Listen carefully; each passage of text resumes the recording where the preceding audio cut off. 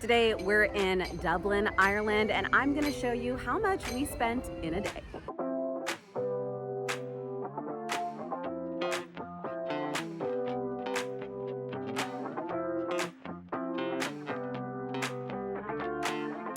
Hi, if you're new here, my family and I sold everything we had to travel the world full time, and we're currently traveling to the country of Ireland. If you know anything about Dublin, Ireland, you've probably heard that it's pretty expensive. So today I'm breaking down exactly what we did and how much we spent to help you plan your trip. And don't forget to hit that subscribe button to travel along with us on our adventures. We flew to Ireland from London because we normally always fly from the US to London first, and then we get a cheaper flight from London to our final destination in Europe. Since we're only traveling with a carry-on each, this flight from London cost us $165 total for 3 tickets. We were only in Dublin for 4 to 8 hours, so we decided to stay closer to the airport with our early morning flight to Scotland the next day.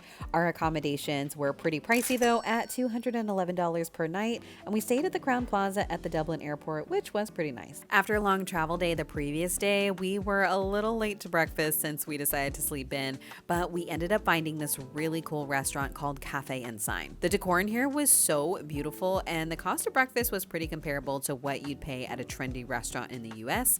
It's also important to note that Dublin uses the euro and not the pound, so the conversion rate is about 93 cents for every euro. I got the avocado toast, and my husband ended up getting this really delicious truffle egg dish that I wish I got.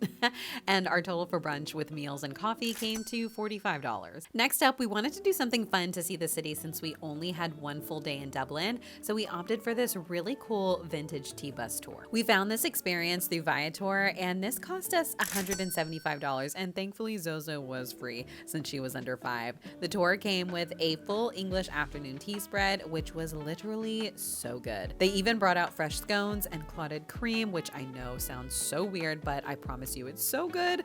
And then they also gave everyone a choice between coffee, tea, or for the little ones, hot chocolate or juice.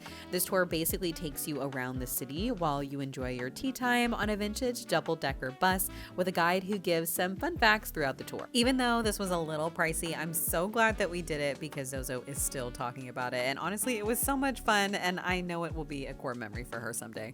We just got done on our T-bus tea tour.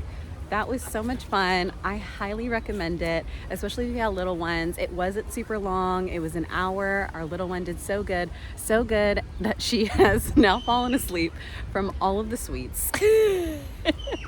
Sugar overload. Now, a great way to stay on budget here in Dublin and in many European cities is to enjoy the city's parks and green spaces. Parks also tend to have playgrounds, so this is a great way, especially if you're traveling with kids, to break up the day and of course allow them to play and get that energy out so they can enjoy the trip too. I also really like that parks and playgrounds like this give you a better glimpse of the local life. And of course, a trip to Dublin would not be complete unless you stop at a local pub. And if you're traveling with little ones, not to worry, most pubs allow children up until 9 p.m. And can I just say how nice and warm and welcoming the Irish people are. I just enjoyed a pint each. I had cider, he had regular beer, and it cost us 16 euros.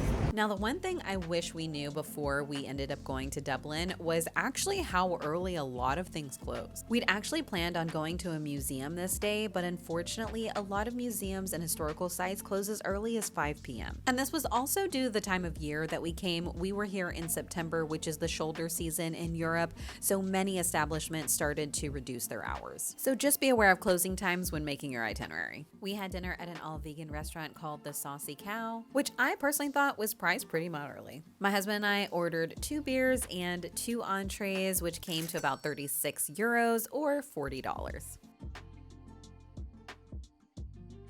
So let's break down how much we spent in the past 24 hours.